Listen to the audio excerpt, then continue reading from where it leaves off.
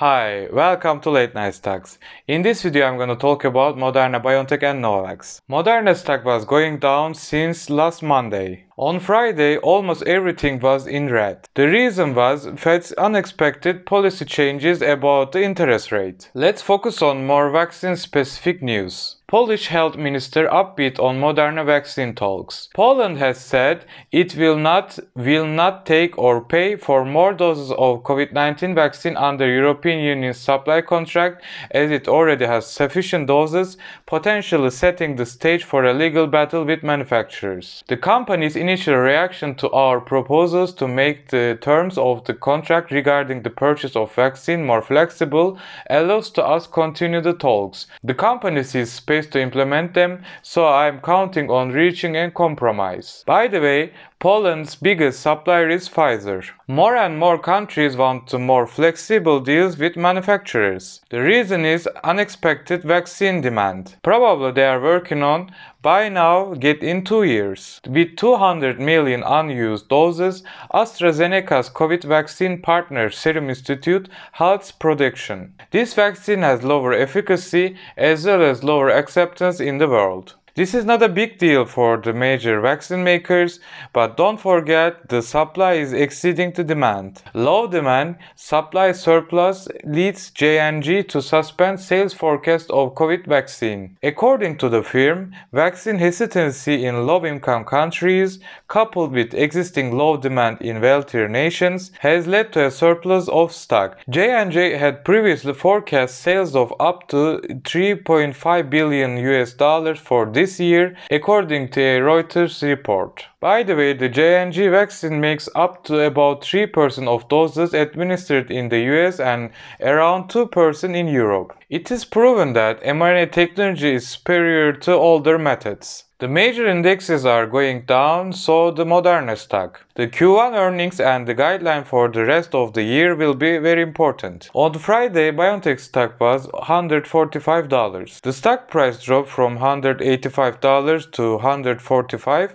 just in 2 weeks without any concrete reason. Of course, except macroeconomic trends. Until now, I calculated always the upside potential, but let's try this time the no-brainers price. The company had on Friday $35 billion market cap. When we have a look at the company's Q4 numbers, the company got 19 billion euros in revenues. At the end of the last year, the company had 16.5 billion euros in cash deposits and trade receivables. This year, the company estimated COVID-19 vaccine revenues between 13 and 17 billion euros. This year, with a conservative approach, the company can earn about 7 billion euros. When we add this number, last year's cash equivalents and trade receivables, it makes 23.5 billion euros.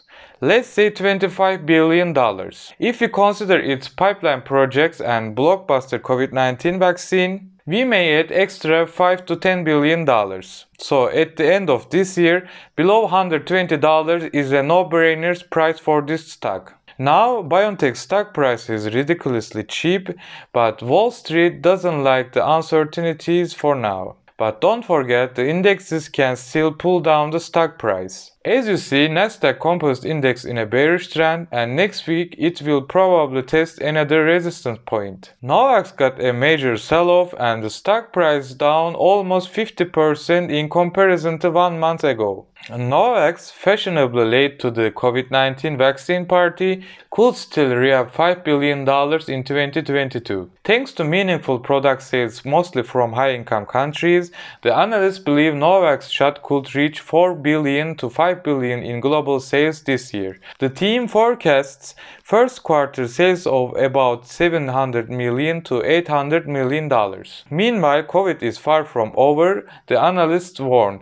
As the pandemic becomes endemic, regular vaccination is likely to become a fact of life. So, nothing new but the stock price going down. People have mixed feelings and thoughts about Novavax. Disappointing performance despite promises. Poor outlook ahead. The US FDA approval has been pending since 31 January 2022 with no further updates. Its vaccine deliveries have also been few and fair in between, at only 51 million by Q1 2022. Novavax's future remains uncertain regardless of its breakthrough vaccines due to its lacking management team. To be honest, the management team is the worst among the vaccine makers. The company has a huge upside potential, but it's unpredictable. Novavax's projected revenues seem not bad. For this year, $4.5 billion.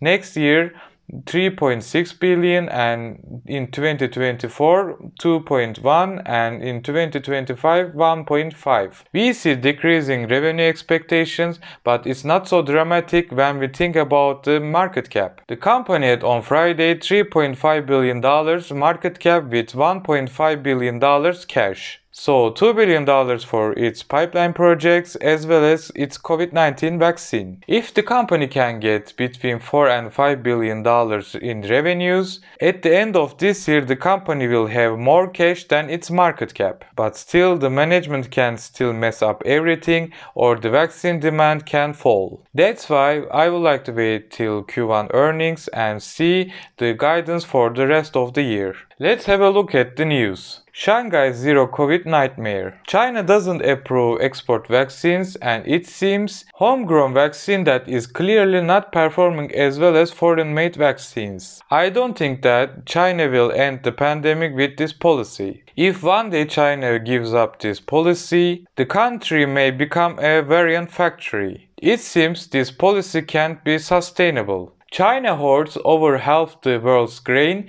pushing up global prices. Less than 20% of the world's population has managed to stockpile more than half of the globe's maize and other grains, leading to steep price increases across the planet and dropping more countries into famine. After 2014, first Russian invasion in Ukraine, China increased its stockpiles dramatically. Now you see China food imports by year in $1 billion.